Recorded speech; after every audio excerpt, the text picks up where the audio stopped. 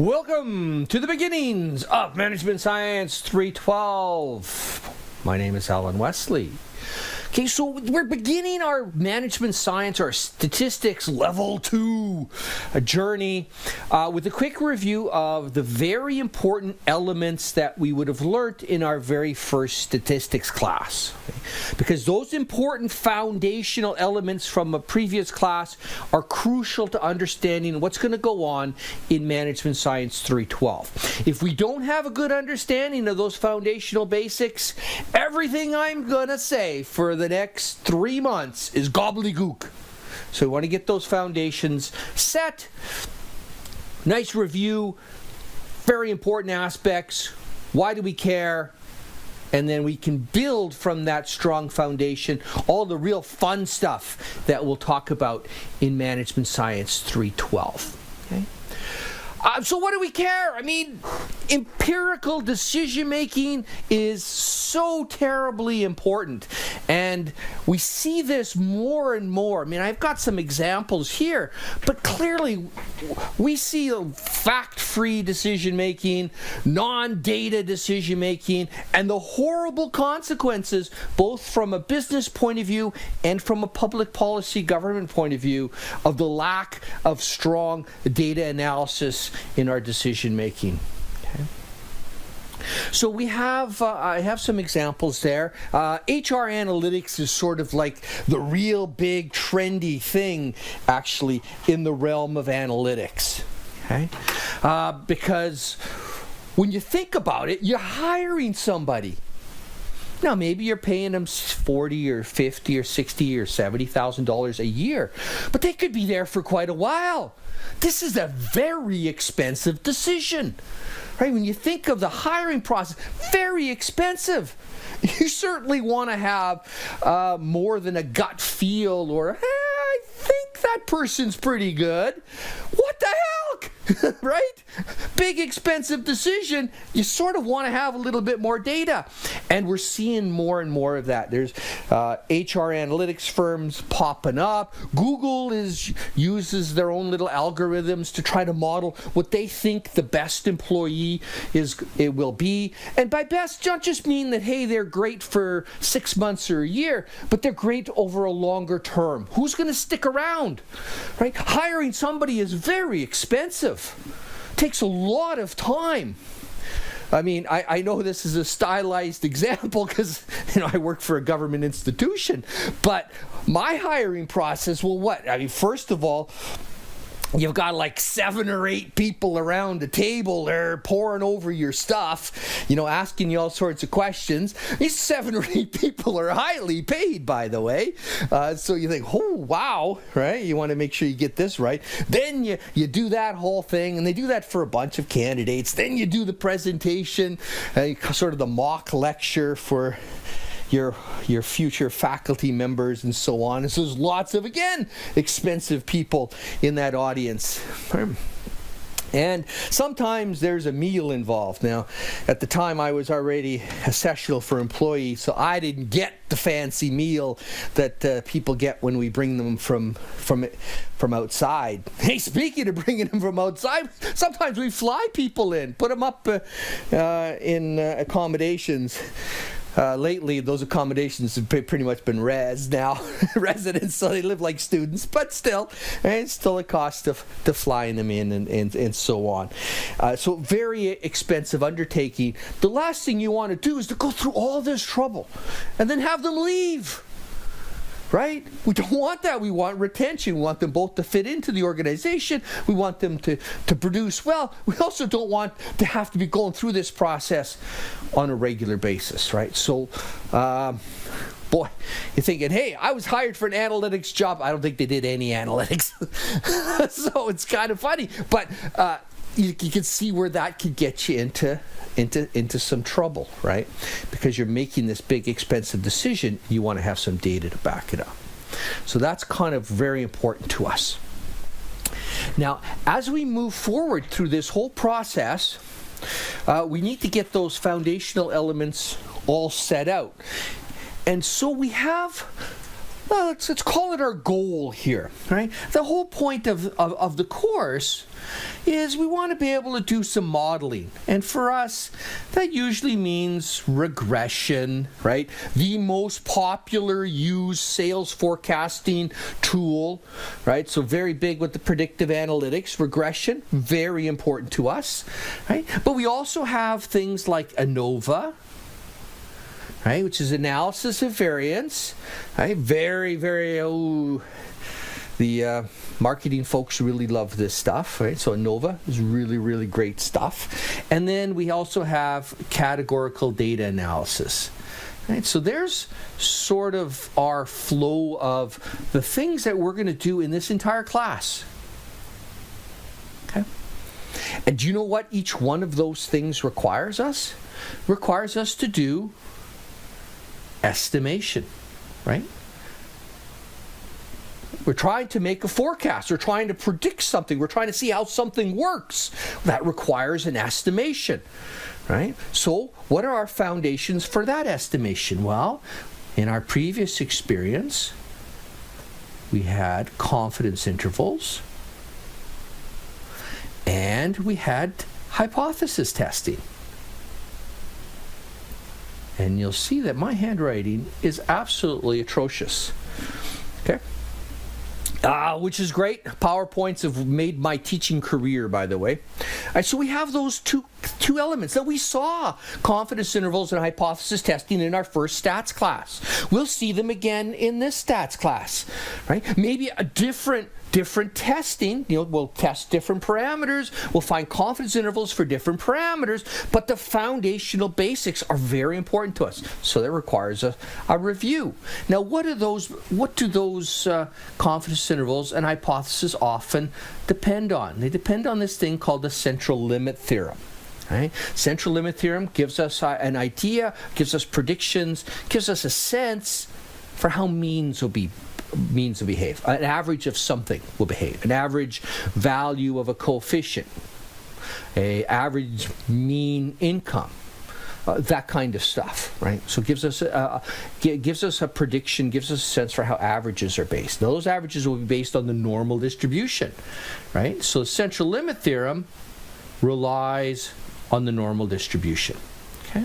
So when we begin our review, we're going to start working on that foundation, right? Build up, hey, what's the normal distribution? Now, I know you saw it in high school math, and you saw it in your first stats, and so I won't bore you to death with it. We'll go over it fairly quickly, but we really do need to get a sense for the normal distribution, because that normal distribution is then we build upon it to get the central limit theorem, and then we build upon that to get confidence intervals and hypothesis testing, and then we build on that to do the really fun stuff in Management Science 312.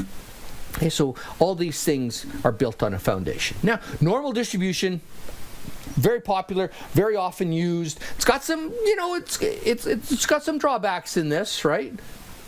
Right? It's not a perfect distribution by any means or any stretch. Not saying that it is. Not saying that it fits in every situation. Sometimes the normal distribution is used in modeling where it ought not be, but it is the easiest one to use. Okay. It's got a probability density function that looks like something your cat threw up, and then, I remember one class, the prof showed us how to show that the area underneath that normal curve was indeed equal to 1. Holy cow, four pages of polar coordinates and integral calculus. Scary, still had nightmares. But over and above that, it's actually a fairly easy distribution to work with. Just in closing with this slide here, you may want to give a shout out. There's a book by Ray Dalio, Principles. It sort of tries to not so much quantify, but come up with very core ways to look at things to try to get human bias out of the decision-making process. That's always going to be something that you aspire to. You'll never fully achieve it, but he gives his approach to sort of looking at making decisions by eliminating as much as you can, human bias, which is what our goal is when it comes to a lot of this data analysis, is we're trying to take human bias. We're trying to reduce the amount of human bias. Okay, we're never going to eliminate it. It's an aspirational goal, but we're trying to get rid of it. But he's made his book free. You can get a PDF for free, and so it may be worth a read at some point in time. Okay, so let's talk about that normal distribution. So again, like I said before, the normal distribution and central limit theorem, they sort of travel together, right? We're going to build that foundation together with those particular items, and then use that to build up some confidence intervals and some hypothesis testing. So the whole element of statistical inference, it just means that we have a population of interest. We want to know about this population, and you can think of anything. Men who wear brown suits on Tuesdays but wear a blue suit on Thursday. Whatever your population of interest is, we have that. We have a demographic that we're interested in, young people under 25, that kind of thing, that go to a university or who are in a business school or something like that. Okay. And it's very important that we specify exactly what our population of interest is, because this is real life stuff. This is untestable stuff, but this is real life stuff. Is many times data, right? We take a sample, right? We take a random sample from that population, right? And we draw an inference on that population based on that random sample. That's basically what statistical inference is.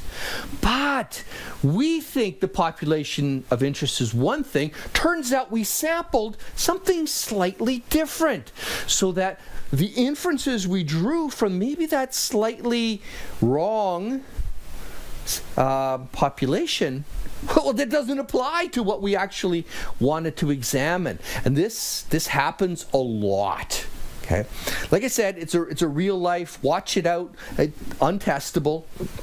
So I mean, it's not really a 312 issue, but it is certainly a business issue to just be very, very careful of, that you're actually sampling from the population that you think you want to sample from. Okay. Then part of this is a statement of the degree of uncertainty, because you know what? Hey, we took a sample because it saves us a whole pile load of money, because it's just not feasible for us to look at the whole population. Too damn expensive, right? It takes too long. By the time we got we get the results, it's too late. So we draw that sample. We save a whole bunch of money by drawing a sample. But when we draw a sample, perhaps we interviewed the wrong people. That happens, right? Just bad luck, right? We've got some goofballs in there, right, that aren't really indicative of anything. So there's an element of uncertainty. Okay. And we express that, right? When we start talking about hypothesis testing, we've got alpha. When we start talking about confidence intervals, we have the confidence interval percentage. So we have these statements of uncertainty. We're likely to be right a certain percentage of the time. At least we're confident that we're going to be right a certain percentage of the time. Of course, what things called convenient samples, i.e., oh my goodness, I want to get this sampling done right away. I'm only going to interview people from 12 o'clock to 12:30, and that just happens to conform to a certain type of person that only shows up between 12 and 12:30, or answers their phone between 12 and 12:30, that kind of thing. And then that's sort of a convenient sample. And then anything non-random. I just pick my friends, that kind of stuff. Okay, so again, emphasis, the population distribution. Just be very careful that what you want to infer, or what decisions you want to make about a certain population that we're trying to reach, is indeed the population from which we're drawing that sample. Otherwise, we'll come up with all sorts of nice math, all sorts of cool inferences, and it'll mean nothing. right? The mathematics of statistics doesn't care if you drew the samples from a goofy population of interest. It does not care.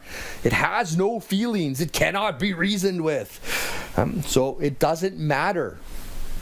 However, you as the person with the brain power, you have to make that decision as the person gathering the information. That's on you, and that's where the big bucks are made. Okay. So we have two types of inference procedures that we'll talk about here and as a theme throughout the entire class.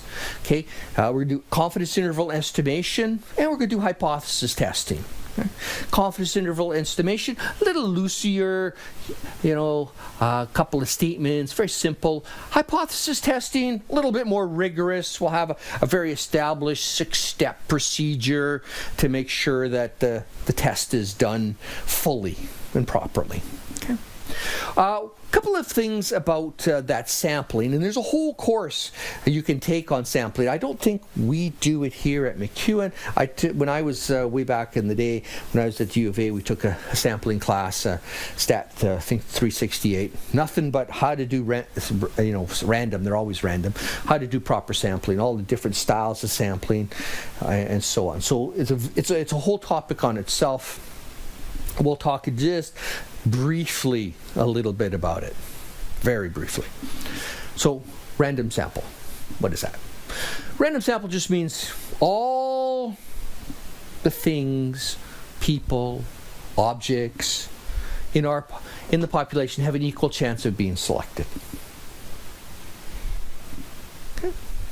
And that the selection of any one individual does not affect the selection or the probability of selection for another individual. So what that really means is that we're drawing a smaller sample from a very big population of interest. Okay. And yes, I know you sample one person out of 1 million, the next person has a 1 over 999,999 chance of being selected, and you go, oh, that's different, but not different enough. Okay, not different enough. Close enough. That's sort of our motto in stats. It's why math people tend to freak out in stats, because we kind of go, that's close. We can make that work. That's good enough. And math people go, no, it's not. So it's kind of funny. Oh, it's funny to see a math major in a stats class. They're so freaked out. So a simple random sample, right?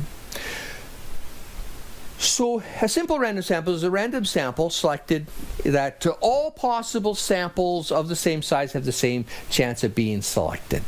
Okay. Again, individuals have the same chance of being selected for the sample. So it's kind of the same, right? Very close. One is does not affect, the fact that you've been selected doesn't affect that anybody else will be selected, and the other one is everyone has the same chance.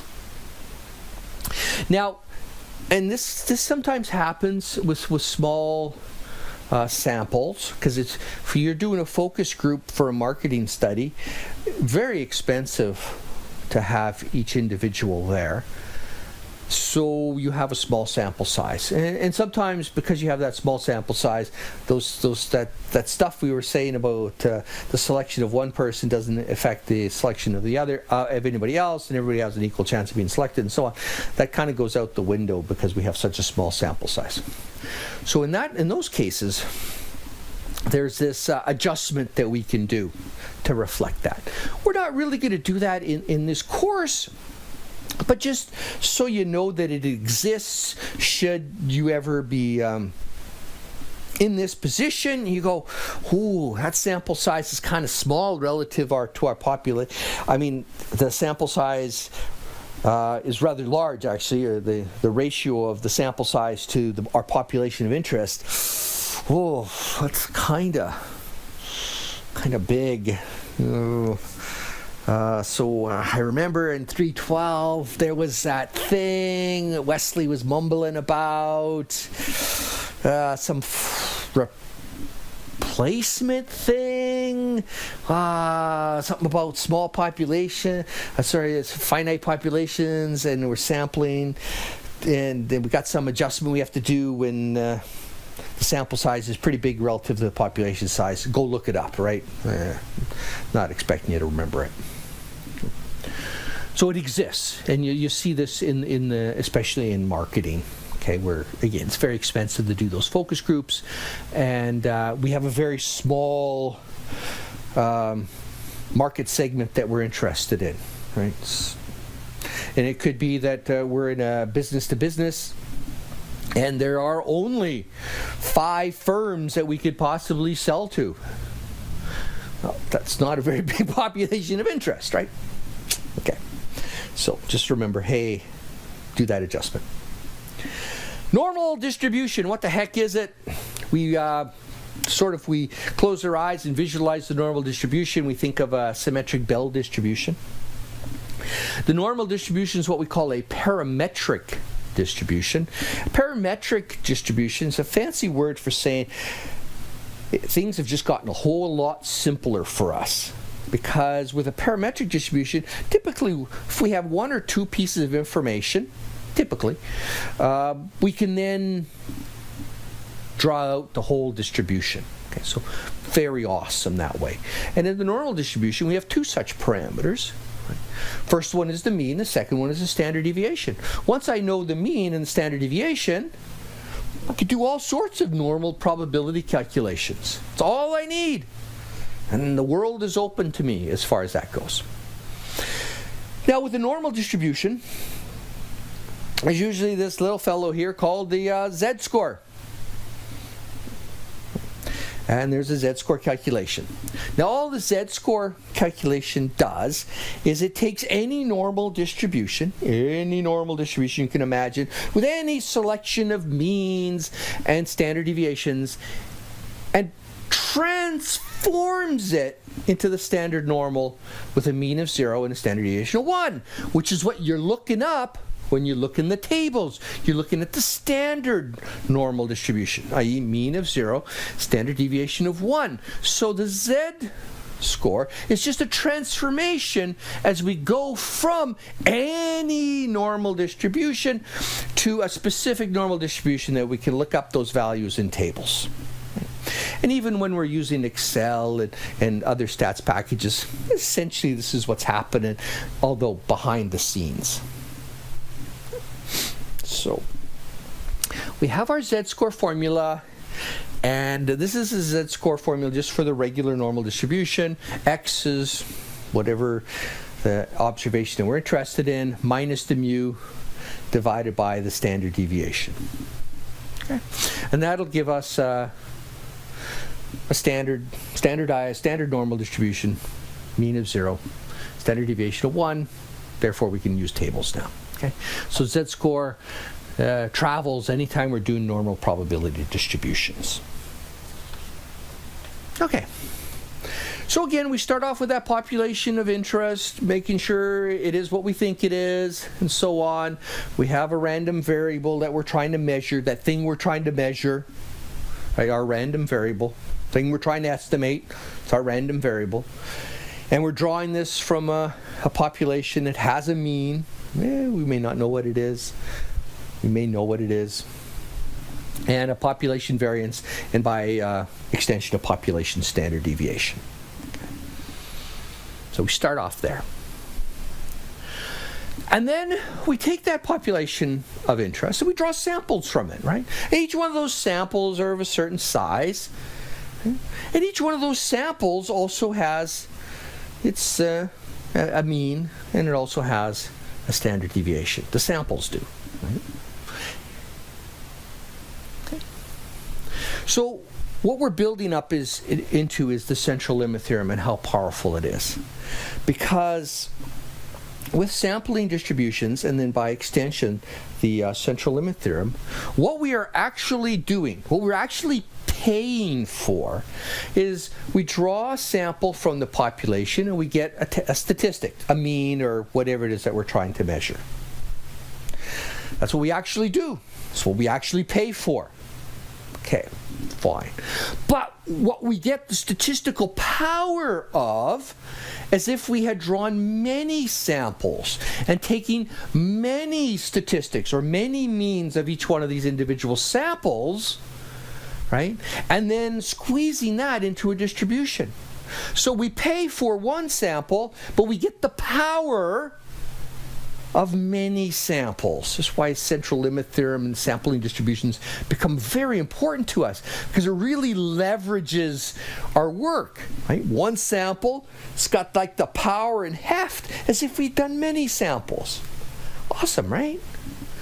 And so as you remember from your first stats class, when we talk about the standard deviation and we see that subscript, the little X bar, notice that, put your glasses on, zoom in on it, notice that that is the standard deviation for the mean. That's different than sigma with no subscript, which is just the standard deviation for the overall population. They're related to each other, as we can see in the formula below.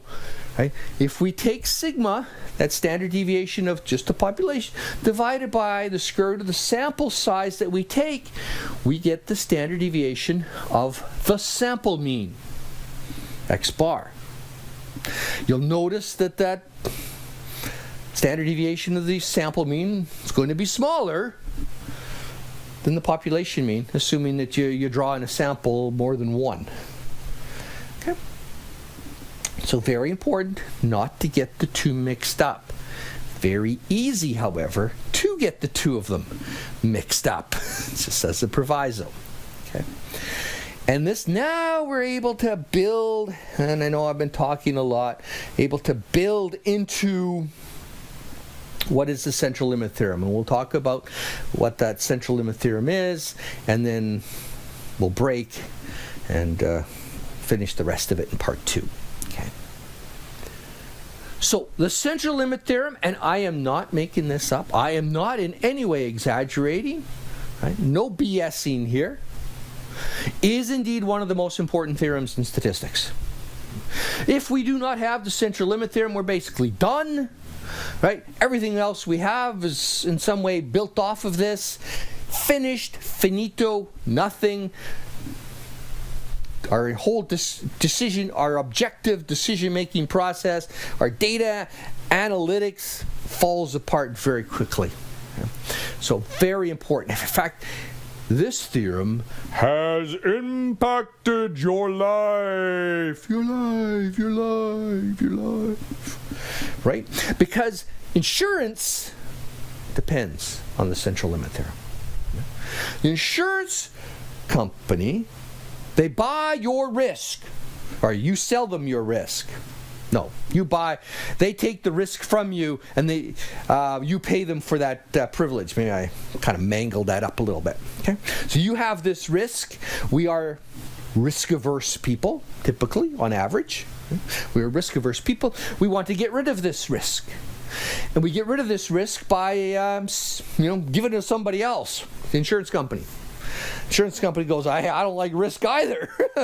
And you're going to have to pay me to take this risk from you. And you go, okay. Right? So sigma, that's your risk. The risk the insurance company faces, however, because they take, you take some insurance and they insure this person's car and they insurance that person's car and they put you in insurance classes, big groupings and so on, so that the insurance company, the risk that they face is the standard deviation of the mean. They don't give a crap who the heck wrecks their car in any given quarter. They're concerned with, can they predict how many wrecks there will be in this class? And is that prediction accurate? Because they can, they'll set the premium structure to reflect the risk, and they'll get all the money from you, plus a rate of return, the better that they can predict how much is going to cost them, right? And deviations from that prediction, so they make a prediction. It's called what we call mu, right? Deviations from that prediction is what they call sigma x bar. What happens to sigma x bar as that n gets bigger? As there's more people in that insurance class, the risk goes down. The risk goes down for the insurance company. It stays the same for you. You're at the sigma, right? So you're selling it as if it were sigma. Woohoo, get rid of it. They're making money as if it was your sigma, but they don't actually face the same risk as you. they have much less risk. They have more prediction, right? So they're taking that risk off your hands, but they don't face the same level of risk, and that's where the profits are made. So that central limit theorem is very important to us. And mechanically what it says is if n is sufficiently large, we'll get a sense for what that large means. The sample means, cannot emphasize enough, we are talking about sample means. We're not talking about the underlying population, which remains unchanged. We're just talking about means of samples drawn from that population. The sample means is going to be approximately normally distributed, no matter what the underlying distribution was. Even if the underlying distribution was unknown. You go, I have no idea what distribution we drew this from. I have not a clue. But I do know that averages drawn from that distribution are going to follow a normal distribution. Awesome. Normal distribution is easy to work with. It's great. I take something with a distribution, I have no idea what the heck it is. Now I have something where, hey, I know what that distribution is. I can model it. I can make predictions based on it. Life is great. And the standard deviation of those means are sigma, the original standard deviation of the population, divided by the square root of whatever that sample size is. So very, very, very powerful theorem. Okay, nice sleek notation. Just means that x bar, the sample means, little arrow means it follows a normal distribution, hence the n, with a mu, some mean, okay, and a standard deviation of those means. So yes, we have a mean of means. And then we have a standard deviation of those means, sigma over the square root of n. Okay. We drew probability calculations based on this. Biggest things that folks miss, the word average or mean or typical in the question that tells them, hey, in bright shining fluorescent letters, this is a central limit theorem problem. This is a central limit theorem problem. Right? You do look for the word average, and we'll do examples, so we'll see this. Right? And then second of all, don't forget to do the little calculation for the standard deviation of those averages. Very easy to miss the little calculation at the end. Now what the heck is n is large, and then we'll finish up this segment. Okay? It depends where you started. There is no hard and fast, but we can kind of look at the diagrams and we can kind of see, around when n is around 30. That's usually large enough. And most textbooks go with the n is around 30 or higher. We're good. Some prefer 50, and if it's a highly skewed or odd-looking distribution or an unknown distribution, some people suggest 50. There's no, hey, this is the absolute rule, right? But 30 is considered the consensus, I guess, the consensus level of how big that sample size should be. Okay. Let's talk about the rest of this unit in part number 2.